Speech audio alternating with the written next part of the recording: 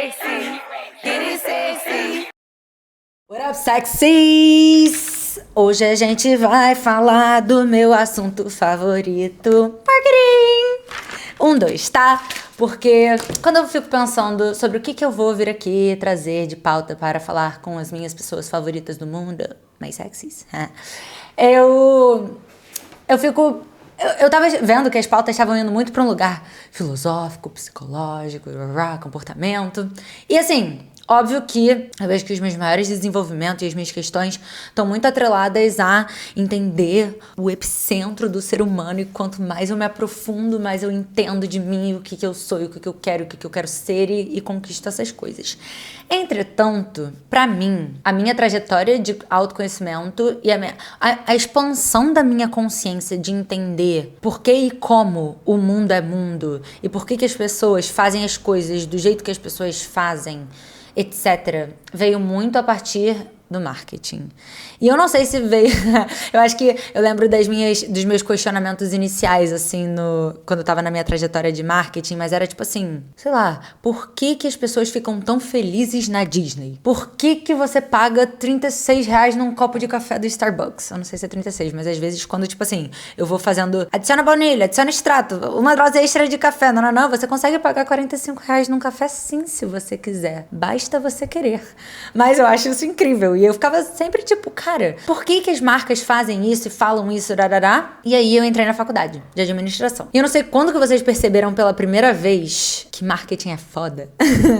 Mas eu lembro 100%. Eu tava numa aula da faculdade e aí o professor trouxe um case da Starbucks. E a gente tinha que escolher uma empresa pra fazer, sei lá o quê, um trabalho lá da faculdade. E o meu grupo escolheu o Starbucks. Fudeu. Me apaixonei por essa sereia de cauda dupla. Muito porque, naquele negócio que eu tava falando de por que a gente paga tipo assim, todos os estabelecimentos do Brasil quase oferecem um café por R$2, cafezinho. Mas a gente eu ainda assim, e pessoas que têm essa questão com marca e experiência e estética e design, propósito e valores e que a gente, principalmente my marketing girlies, entendem que compõem esse universo do marketing e mexem com vários sentidos humanos, mas que quando eu tava na aula e eu entrei ali em contato com o Starbucks, eu vi que existe muita teoria por trás dessas coisas que mexem muito com o nosso subjetivo. E explicando um pouco do caso do Starbucks, veio por causa do amor lá do cara que fundou lá em Seattle ou Portland, acho que é Seattle.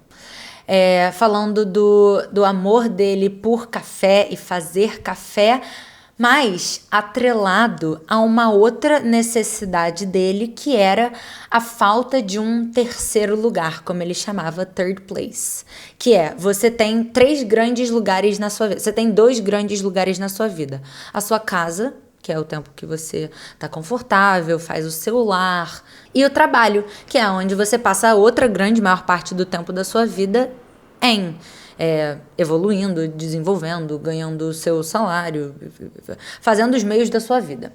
Só que se eu quisesse um espaço que eu não estava nem confortável que nem a minha casa, mas nem tão rígido e estruturado que nem o meu trabalho, faltava esse lugar que eu pudesse sentar, fazer uma ligação, ler um livro, encontrar com alguma pessoa, ter uma experiência agradável sem ser a minha casa e o meu trabalho e não necessariamente um restaurante, sabe? Um lugar de encontros quase.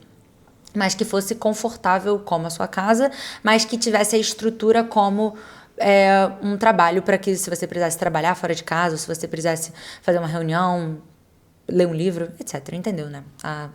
O objetivo ali do que o cara estava pensando. E aí ele criou esse lugar chamado Starbucks.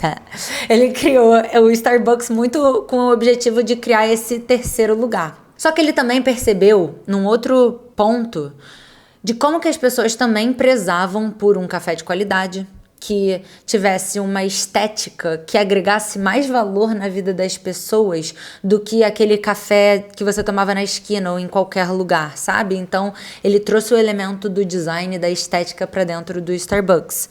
E aí, depois, ele foi entendendo que as pessoas que prezavam por design, que de certa forma prezavam por status e que queriam esse lugar que era um terceiro lugar e que estavam dispostas a pagar o preço de um café que oferecesse essa estrutura e toda essa marca e design que eles estavam oferecendo. Então, a pessoa se importava com marca e a pessoa se importava com estrutura. Talvez essa pessoa também quisesse esse símbolo desse status, desse conforto, de uma forma mais conveniente. Então, ele pegou esse espaço, deu uma enxugada na estrutura e passou a botar em lugares que fossem muito convenientes para as pessoas passarem por na trajetória da vida delas, o que fez com que tivesse uma Starbucks em cada esquina. Preferencialmente, em cada esquina que fosse perto de transporte público, para que a pessoa, na trajetória dela para ir para o trabalho,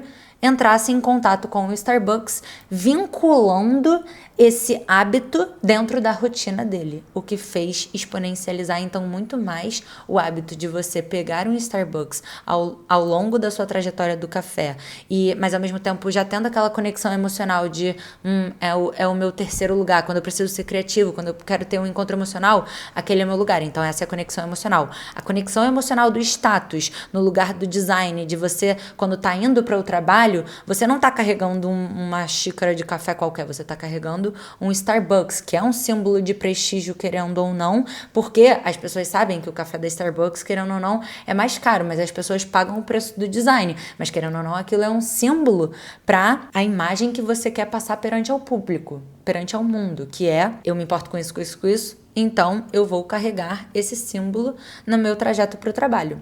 Mas eles também chegaram junto nesse lugar da estratégia para reforçar ainda mais, facilitar ainda mais você incluir esse símbolo, querendo ou não, porque tem a logo estampada ali no café. Então quando você vê uma pessoa andando na rua com um café de Starbucks, também vai às vezes gerar o desejo e a pressão social de você estar vendo uma outra pessoa que está bem arrumada, indo para o trabalho. Às vezes tem coisas que você gostaria... Olha eu já entrando na cabeça do cara e como é que eu imagino que ele tenha feito a estratégia dele para fazer Starbucks virar realmente uma potência mundial. Mas entendeu como que são várias questões que juntas, quando você não percebe o que está acontecendo ali, mas que juntas formam uma estratégia muito sólida de Starbucks representar não só um café, mas um símbolo, uma conexão emocional na sua vida. Isso eventualmente gerar uma comunidade, porque se eu tô com um copo de Starbucks na mão e eu vejo outra pessoa que tá com um copo de Starbucks na mão, eu já sei que eu e ela temos uma conexão ali subjetiva, mas que as duas pessoas se conectam por um alinhamento de valores em relação a design, valores em relação a trajetória, valores em relação a status, valores em relação ao que importa na vida dela para ela estar tomando um café da Starbucks, que são símbolos que você não necessariamente precisa comunicar, porque os símbolos comunicam por você. E juntando todos esses fatores que ficam muito dentro do subjetivo, mas para quem ama, assim como eu, estudar essas nuances do comportamento e entender que isso, mais isso, mais isso, mais isso são, na verdade, grandes teorias por trás do marketing, formam a mágica do marketing, que na minha visão, a mágica do marketing é a gente conseguir ali brincar de mágico em relação a como a gente faz você perceber as coisas da forma que a gente quer. E isso é marketing. E, obviamente, todas as coisas que eu falei são coisas que eu passei a perceber muito e sentir muito, porque eu sempre fui uma pessoa muito curiosa em entender, tipo, por que eu comprava esse café e não esse? Ou por que eu achava, sempre que eu vi um copo do Starbucks atraente. E eu ficava tipo, nossa, o copo de Sabe aquele negócio tipo assim, como que eu vou deixar a foto mais aesthetic? Eu botava um copo do Starbucks. Então, obviamente, todas essas coisas que eu tô falando são coisas que eu ia percebendo dentro do meu comportamento. Então, por que eu era tão atraída daquela raio, daquela logo do Starbucks? Por que isso estava tão presente no meu subconsciente e essas decisões eu não conseguia sentir, sabe? E óbvio que isso vai muito de pessoa para pessoa e isso faz muito parte de você se conhecer e entender, às vezes até entender como ter senso crítico dentro de um mercado que é tão manipulador. Spoiler, que é o marketing, porque, né, marketing na essência é você saber marketar, promover alguma coisa que você gostaria de vender mais, ou chamar mais atenção, ou criar essas conexões.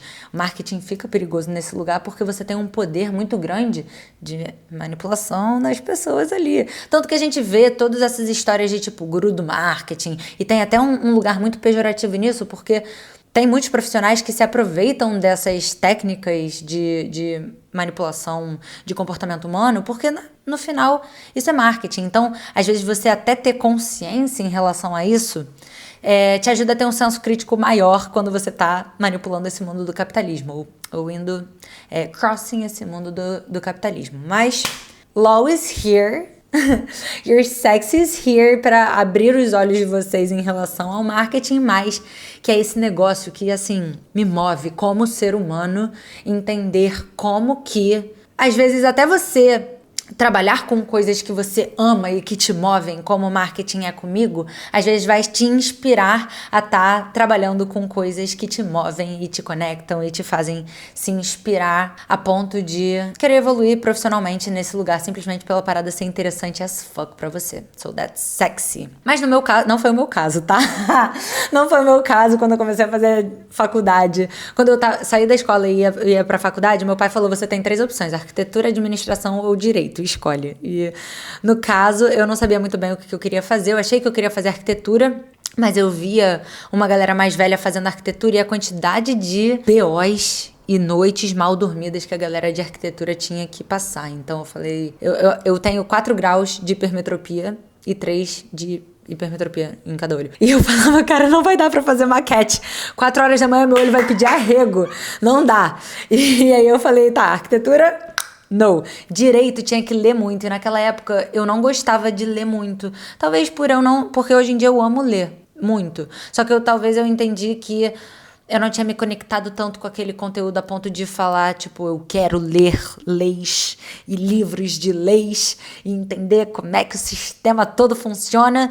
E, enfim, também não me conectou muito. O que me sobrou foi a administração. Eu falei, acho que a administração tem vários campos aí que eu posso seguir, posso abrir uma empresa do que eu quiser, vai me dar mais possibilidades e seguir para administração. Só que, como eu falei para vocês, na minha primeira aula de marketing, acho que foi no 2º período da faculdade, eu me apaixonei por aquele negócio, entender como era mágico fazer as pessoas verem as coisas da forma que a gente queria. A gente conseguia fazer a pessoa ver valor, muito valor, numa parada e às vezes pagar muito dinheiro simplesmente pela história que eu tava contando. E isso é marketing. E eu fiquei muito interessada nisso. Pedi pro meu pai pra eu sair da faculdade de administração, ele falou, não. E eu falei, tá bom. E aí eu comecei a, me interessar muito por conteúdos paralelos, assim, livros. Eu acho que também chegou num ponto que eu falei, não, vou acabar esse negócio, né? Comecei e vou acabar. E aí eu comecei a ler muitos livros e fazer cursos paralelos. Eu lembro que eu fui até pra faculdade, pra um curso na Califórnia que era pra durar 3 meses, durou 9, porque eu me apaixonei por realmente aprender marketing, sabe? E eu não sei quem já teve a oportunidade de estudar ou até, cara... os conteúdos que eu consumo, a maioria dos conteúdos que eu consumo hoje em dia são gringos, porque eu sinto que os Estados Unidos, primeiro, é um país de primeiro mundo, é o polo suprassumo do capitalismo, então as pessoas sabem fazer a parada, sabe? Esse negócio de manipular a pessoa para ver da forma que eu gostaria, eles inventaram esse negócio. Então, consumir conteúdos de lá de fora, ter feito esse curso lá fora numa faculdade foi UCI, que era University of California of Irvine, sei lá. E eu fiz um curso de especialização em marketing de 3 meses e um outro que era Global Communications and digital marketing, sei lá. Mas, basicamente era um curso especializante em marketing, mas era muito interessante ver quem escreveu esse livro, sabe? Quem escreveu como é que marketing é, a forma que eles pensam, porque realmente para eles tudo é marketing. E esses meus cursos paralelos e livros, etc., me deram uma base de conhecimento que não só me davam um gás para eu estar continuando aquela faculdade sofrida de administração que eu aprendia microeconomia e contabilidade e finanças, etc., e que assim, tá bom, hoje, tendo uma empresa, eu vejo o quanto foi valioso eu ter tido essa base de administração, sabe? Então eu acho que todo conhecimento é válido, todo. Se você faz direito e quer empreender com moda, se você faz finanças e quer mudar 100% de transição, eu acho que toda a bagagem que você tem de aprendizados na vida, nem só de conhecimento acadêmico ou profissional que você tenha, tudo isso vai refletir em algum valor diferente que você vai vir a ter pela bagagem que você teve, sabe? Então, não acho que nenhum tipo de aprendizado é inválido para sua trajetória. Mas, esses conhecimentos que eu tinha e a faculdade de administração me deram uma bagagem muito boa, porque eu tinha um case de aplicação muito maravilhoso, que era a Macai. Então, eu aprendi, eu li um livro sobre alguma paradinha que eu precisava ou que eu estava interessada e eu queria aprender e aplicava na Macai. Eu lia Oceano Azul. A estratégia do Oceano Azul é basicamente você criar oportunidades onde existe demanda, fora você ofertar para um lugar que já é muito ofertado. Então, você enxergar necessidades que são mal oferecidas no mercado é você nadar num oceano azul versus você oferecer mais do mesmo que já existe. Então, eu lia lendo esses livros, aprendendo esses conteúdos. Foi um momento muito interessante porque, né, eu me conectei com esse conteúdo que fazia muito sentido para mim, que era marketing, que eu achava muito mágico, e eu ia sempre aplicando esses conteúdos com a Macai. E era uma coisa muito legal para eu fixar os meus conhecimentos. Então, eu fortemente indico para quem tem essa aptidão por conhecimento, tá sempre aplicando isso de alguma forma, seja criando conteúdo pro TikTok, seja ensinando isso pros seus amigos e, lembra? Agregando valor naquele negócio que a gente falou da amizade no último podcast. É muito legal você ser uma pessoa que sabe coisas novas e agrega coisas novas na vida das pessoas, mas isso também é uma forma muito interessante de você fixar esses conteúdos na sua cabecita. Mas, quando eu aplicava isso na Macai, não tinha muita pressão, porque, primeiro, era muito novo, a Macai não era a empresa que fatura milhões e era a empresa que a gente estava começando, era muito experimental, era muito inovador e criativo. Eu não tinha pressão de as ideias que eu aplicava e as coisas que eu aprendia necessariamente gerarem resultados, sabe? Era uma coisa mais livre. A forma que eu escolhia as estratégias que eu ia aplicar na Macai e a forma que eu fazia marketing naquela época era muito intuitivo. Por quê? A Macai era um reflexo de quem a gente era. Então, a gente começou a Macai porque não tinham biquínis que faziam sentido pra gente aqui. Não tinha os biquínis que a gente queria aqui. Então, a gente começou uma marca baseada nas coisas que a gente queria. Então, se eu pensasse, eu preciso ganhar novos seguidores, como que eu seguiria uma marca? Eu seguiria uma marca se ela postasse um conteúdo divertido que me fizesse rir. Eu seguiria uma marca que tivesse meninas que eu gostava de seguir atrelado a essa marca. Eu seguiria uma marca que me mostrasse opções de looks para eu sair e essa marca agregasse valor nesse lugar de informação de moda, sabe?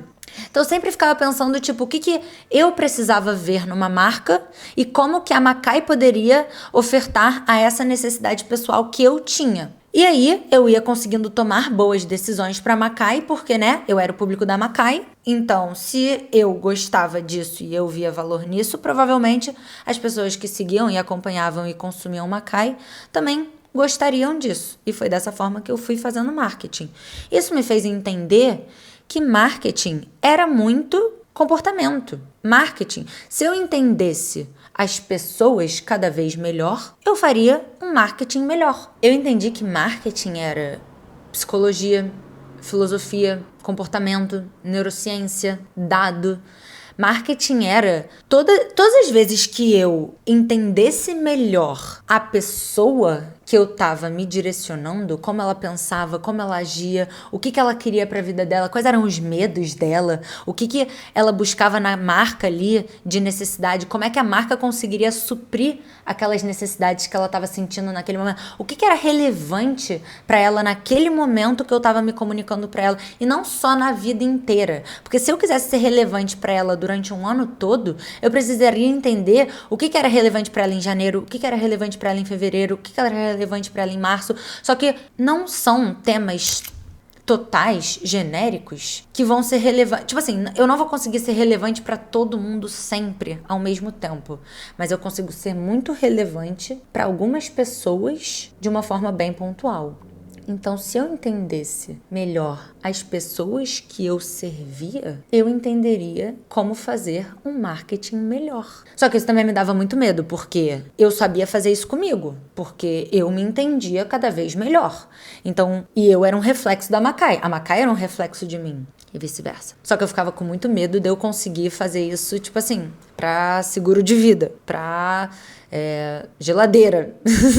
Eu ficava tipo, cara, ferrou, a Macai não pode acabar, porque se eu tiver que fazer isso pra uma outra pessoa, talvez eu não consiga fazer o negócio tão bem. Eu sei com a Macai porque eu sou o público-alvo da Macai, mas eu não sei, talvez, se eu conseguiria fazer isso tão bem fora do universo da Macai. E eu não sei se vocês lembram, mas no episódio LOL da Macai, tava muito atrelado, né? Tipo, o meu medo... é sempre uma balança. O meu medo de não conseguir ser algo diferente da Macai, mas também, se vocês ouvirem o segundo episódio, vocês vão entender como que eu consegui expandir um pouco a minha consciência e ter outras personalidades e ter outras forças, além de só ser a LOL da Macai.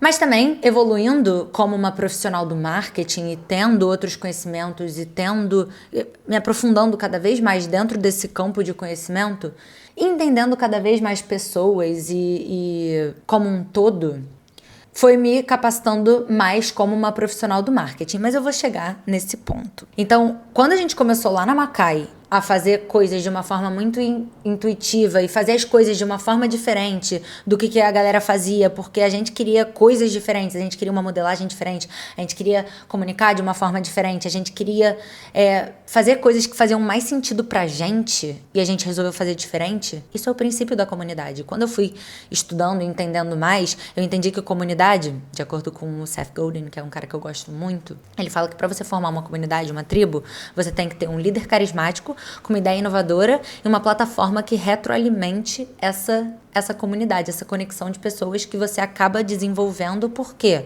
quando você fala, eu não concordo com isso, eu quero ir para aquele lugar, sigam-me os bons.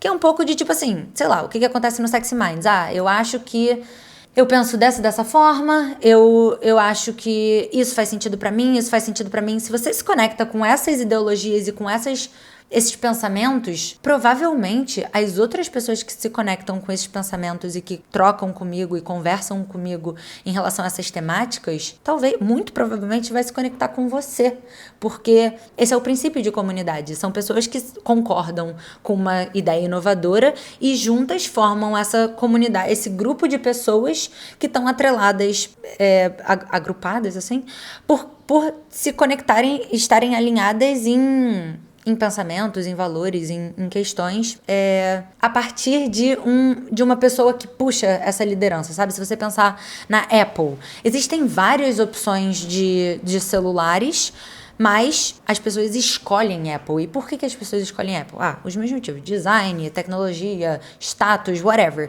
Mas foi o Steve Jobs que pontuou todas as questões pelas quais ele queria que a Apple oferecesse um produto diferente, e as pessoas que concordam com isso não largam Apple de jeito nenhum, porque elas estão alinhadas a esses pensamentos diferentes, a forma diferente da Apple de pensar, que faz você carregar esse símbolo de que você pensa diferente da maioria das pessoas. E juntas elas formam a comunidade da Apple. Entendeu como é que o negócio funciona? Harley Davidson é a mesma coisa, Starbucks é a mesma coisa. São marcas que formam grupos de pessoas que pensam parecido. E na Macai era um pouco da mesma coisa. A gente formou uma comunidade de pessoas que queriam as mesmas coisas, que não encontravam esses produtos diferentes no mercado. Só que a gente fez isso de uma forma intuitiva. E quando a gente falava, as nossas tias falavam tipo, por que você não faz um biquíni maior pra titia? Ou os nossos amigos falavam, quando é que vai ter sunga? Quando é que vai ter board shorts? Se eu fizesse o que eles estavam pedindo, eu desfocava a atenção das pessoas que eu me comprometi em servir em primeiro lugar, que eram as meninas que não achavam biquínis maneiros no Rio de Janeiro. E quanto mais eu me aprofundava dentro dessa necessidade específica, e depois a gente foi... E tipo assim, tinha duas possibilidades pra gente nesse lugar. Tinha, ou a gente focava no nicho, oferecer para a necessidade de moda praia de várias pessoas diferentes, então a gente ficava... Porque nicho é quase como se você fosse uma especialidade, sabe? Você olha de uma forma muito profunda para alguma necessidade. Porque lembra do que a gente estava falando, que é muito difícil você ser relevante para alguém quando você olha para muitas necessidades e coisas diferentes? É muito mais fácil você conectar emocionalmente com uma necessidade específica e ser muito relevante para alguma coisa para alguém. Porque se você tentar agradar tudo e todo mundo, você nunca vai agradar ninguém. Então, hoje, eu prefiro ser muito relevante para alguém. E a forma que a gente, ao invés de escolher ser relevante no lugar de moda praia e olhar muito profundamente para a necessidade de moda praia para várias pessoas diferentes, a gente fez ao contrário. A gente resolveu ser muito relevante para um grupo de pessoas que tinham a necessidade de não conseguir encontrar produtos de diferentes categorias de determinado segmento do mercado, que eram meninas jovens, que tivessem conexão com esse lugar internacionalizado, que tivessem bastante contato com o mundo, que fossem meninas ávidas do digital, que fossem pessoas que buscam autoconfiança, que buscassem comunidade. Enfim, juntando tudo isso, a gente entendeu que a gente preferiria prezar por esse segmento, focar nessas pessoas para entender, então, quais eram as necessidades, quais eram os medos, quais eram as ambições, para que quanto mais eu entendesse essas pessoas, melhor eu serviria para essas pessoas. E maior seria a minha conexão emocional com essas pessoas e mais profundo seriam os laços da comunidade, e melhor o produto que eu ofereceria, e mais eu entenderia como que eu deveria me comunicar com essas pessoas, como que essas pessoas gostariam de ser representadas, quais histórias que conectavam com elas, quais seriam os eventos relevantes delas. Melhor eu entenderia meu público. E foi dessa forma que a gente definiu o nicho da Macai. E eu acho que uma das coisas, tipo assim, o que tornou a minha intuição nesse primeiro momento onde eu não sabia muita coisa sobre marketing, eu não sabia muita coisa sobre o meu público-alvo, mas eu falava, tipo, tinha um lugar óbvio que eu projetava pra mim como consumidora e entendia se era relevante ou não, mas tinha também muito esse lugar de eu já tinha tido contato com muitas empresas fodas ao longo da minha vida. Então, óbvio, eu tive a oportunidade de ter muitas experiências internacionais, o que a gente tava falando, né? Primeiro mundo, a galera sabe como é que fazia as coisas. Então, eu já tinha ido numa Disney e sentido a emoção de estar naquele universo mágico. E eu já tinha tomado um Starbucks, e eu já tinha tido um iPhone e sentido esse desejo gerado por uma marca que me fez entender. Tipo assim, quando eu passei a estudar marketing, eu falava, nossa, esse atendimento da Nubank realmente deve ser uma área muito grande que eles têm, porque eu nunca mandei mensagem para um banco que me atendesse tão bem. Sempre foi uma experiência frustrada para mim mandar mensagem para banco, mas então atendimento é uma questão para eles, tipo um diferencial competitivo. Então é uma questão muito relevante. Deixa eu anotar aqui o que eu senti quando eu tive um bom atendimento, para eu ver como isso pode ser relevante para um negócio. Ou quando eu tava no Starbucks, eu amava segurar aquele copo e eu achava que agregava valor para o meu look e para minha estética e para minha personalidade. Olha isso, que louco! E eu ficava tipo, nossa, o que será que é esse Será que isso é design? Será que isso é símbolo? O que é isso que me faz quase querer estar associado a essa marca para que as pessoas me percebam de certa forma? Então, foi muito legal ter contato com essas grandes marcas, porque você passa a entender que tudo é marketing mesmo. E você tem várias fontes de conhecimento disponíveis para você no dia a dia. Cara, quem estuda marketing, se você passa a olhar o mundo pelas lentes do marketing, a vida passa a ser uma grande faculdade.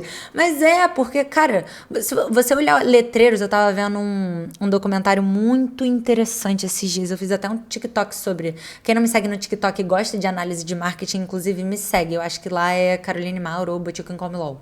Pelos dois você consegue me achar. Mas eu fiz uma análise falando desse documentário que eu vejo, que acho que é tipo Abstract, o nome do abstracto.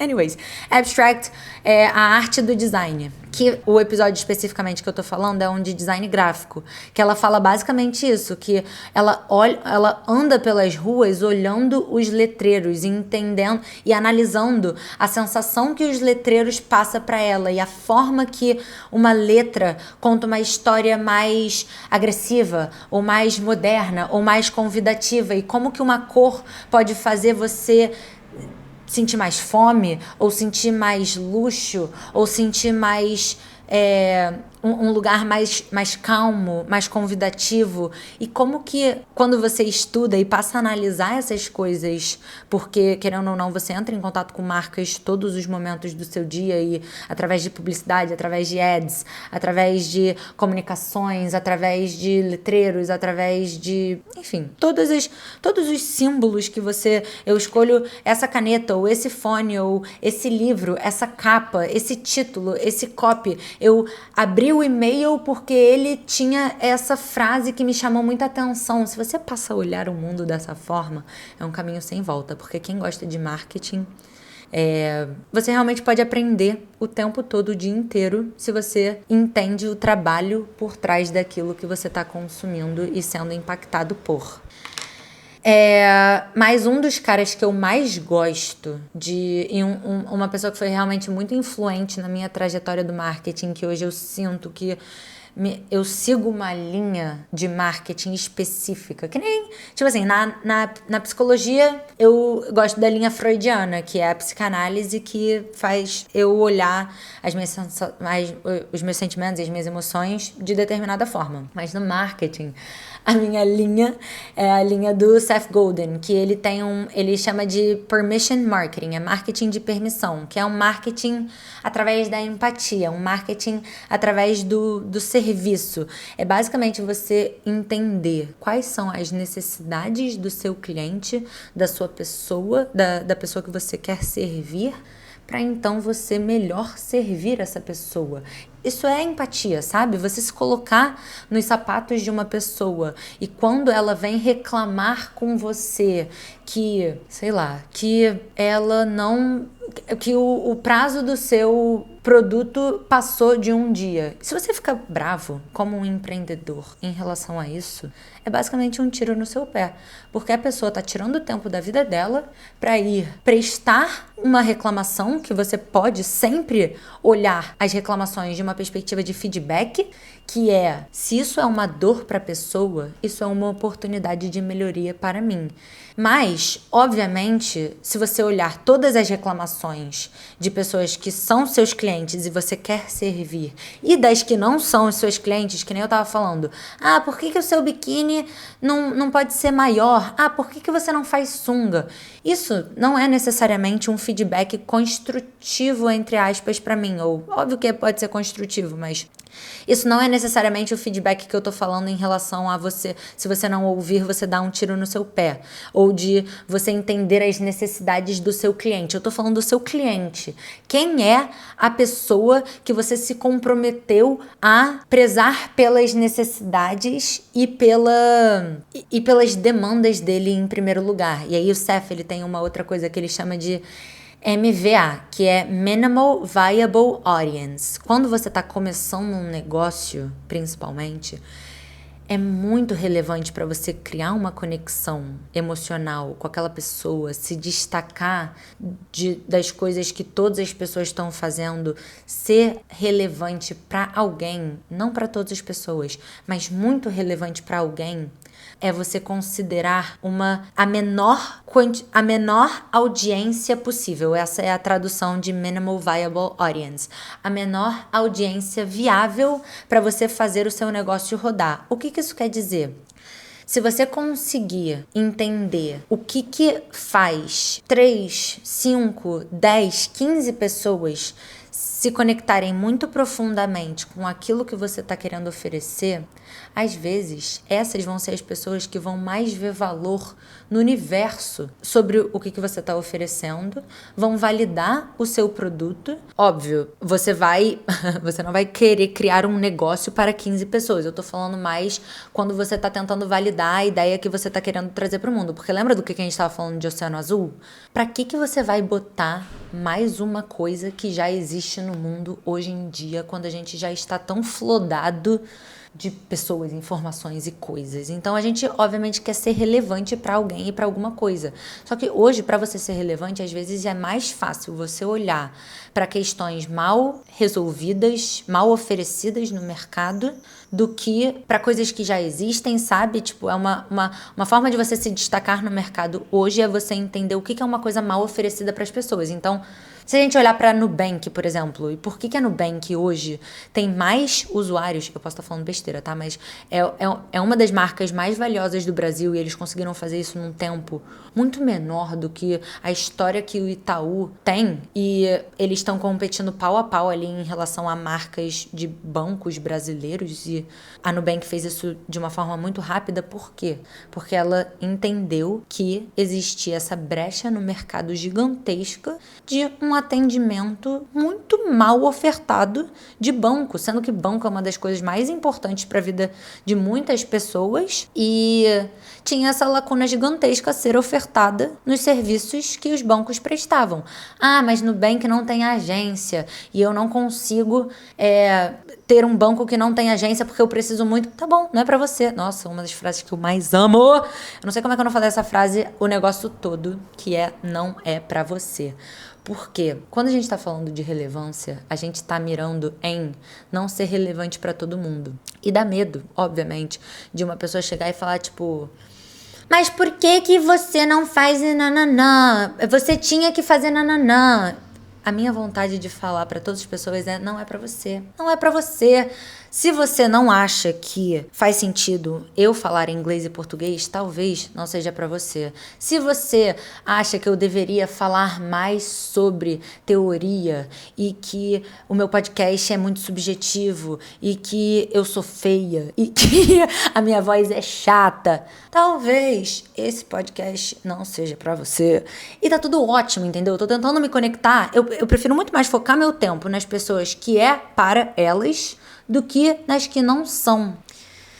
E óbvio que a gente sempre vai levar pro lugar de, sexy mind, porque, cara, você entender que você não precisa ser relevante pra todo mundo, e sim pra um punhado de pessoas, e que às vezes você ter conexão profunda com essas pessoas e não pra todo mundo, that's fucking sexy, sabe? Isso faz parte. E isso, óbvio, que vai gerar a consequência de você fazer coisas muito relevantes pra alguém. Mas primeiro você precisa passar daquele estágio de ai, mas meu Deus, eu não vou ter agência de banco e as pessoas vão reclamar. Porque às vezes você vai estar gerando uma parada muito mais relevante para outras pessoas, tipo, eu não passar um dia inteiro puto porque eu fiquei 2 horas na linha telefônica para falar com uma operadora de banco que ainda me atende mal, que era no caso do Itaú. O que acontecia? E depois que a Nubank chegou vindo com um serviço excelente.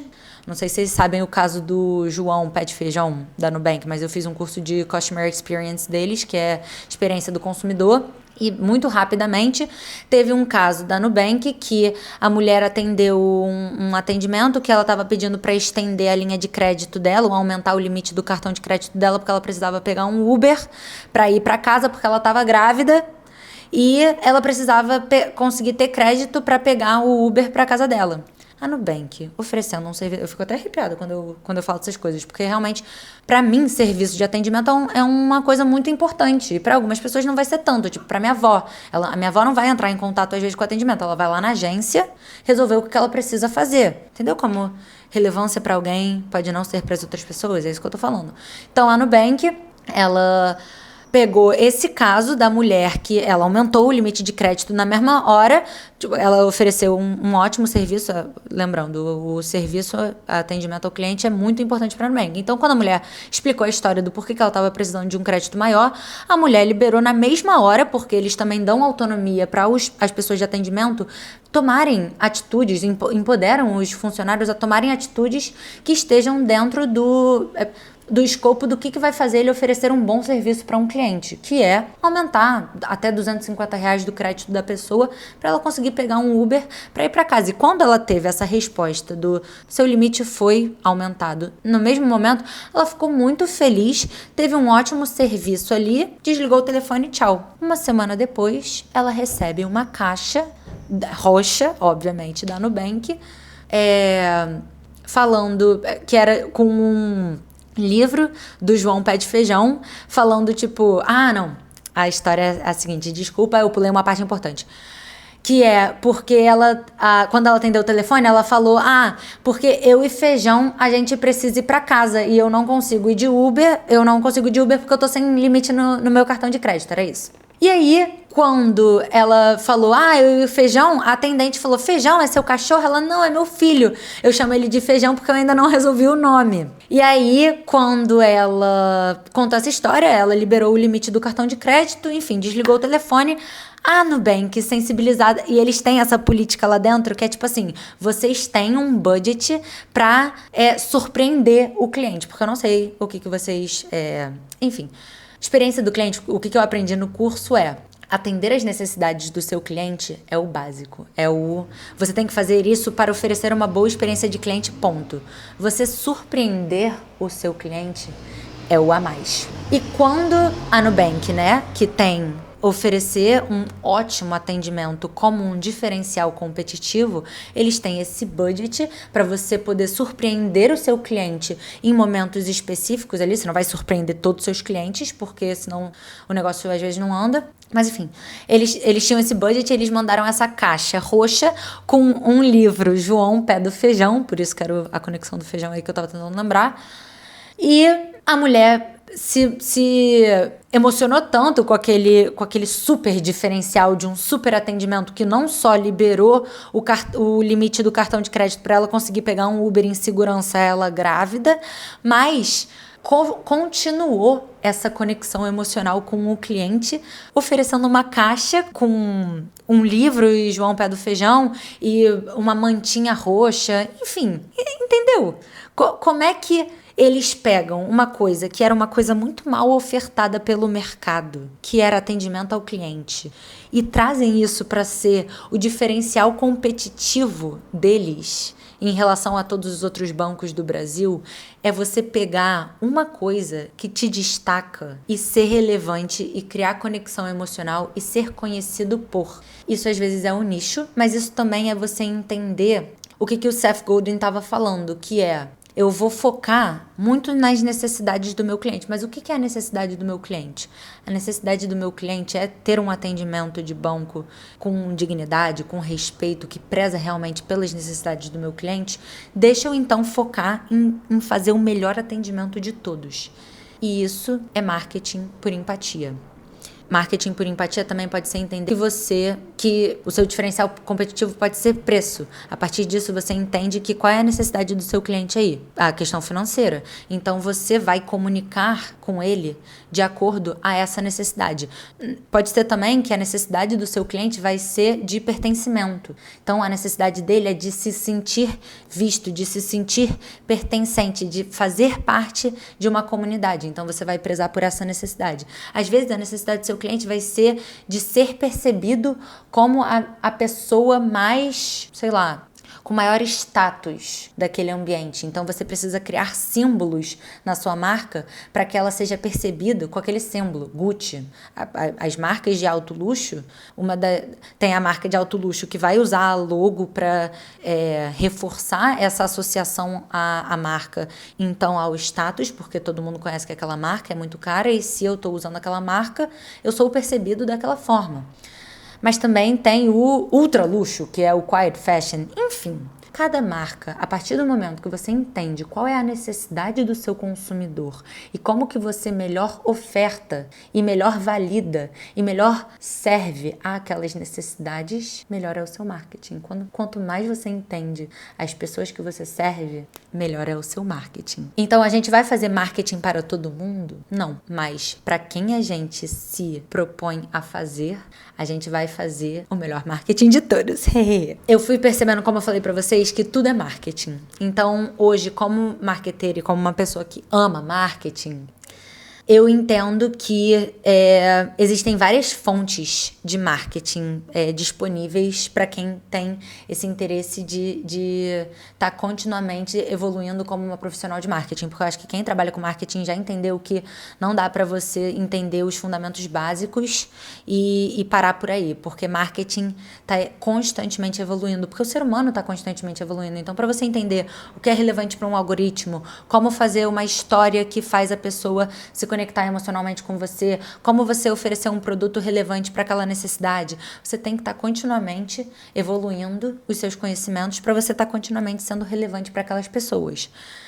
Mas eu acho que o que é realmente sexy em relação a toda esses aprendizados de marketing e você ter todas essas fontes de livro, TikTok, curso, benchmarking. Benchmarking é você ter marcas que você se inspira e admira e você pegar essas ideias e você trazer para as suas ideias, sabe? Eu acho que o mais sexy de tudo isso é você conseguir absorver todos esses conhecimentos e entender o que faz sentido para você. Como sempre, né? Você ter o senso crítico de entender se isso faz sentido para aquilo que você está fazendo ou não, se isso faz sentido para o público que você está traçando aquela estratégia ou não, se isso faz sentido para as necessidades humanas daquele objetivo no final que você está querendo prezar por ou não. Porque se você pega uma fórmula e encaixa ela que nem bolo para todas as coisas que você vai replicar, sei lá, eu não acho que isso conecta profundamente com ninguém, sabe? Da mesma forma que não conectaria com você. Então, pra gente conseguir fazer um bom marketing, absorver esses conteúdos, passar pelo filtro do que tem aí dentro, do que faz sentido, do que não é, prezar pelas necessidades de quem a gente oferece e entender a partir disso se aquilo que eu tô falando faz sentido para essas pessoas ou não.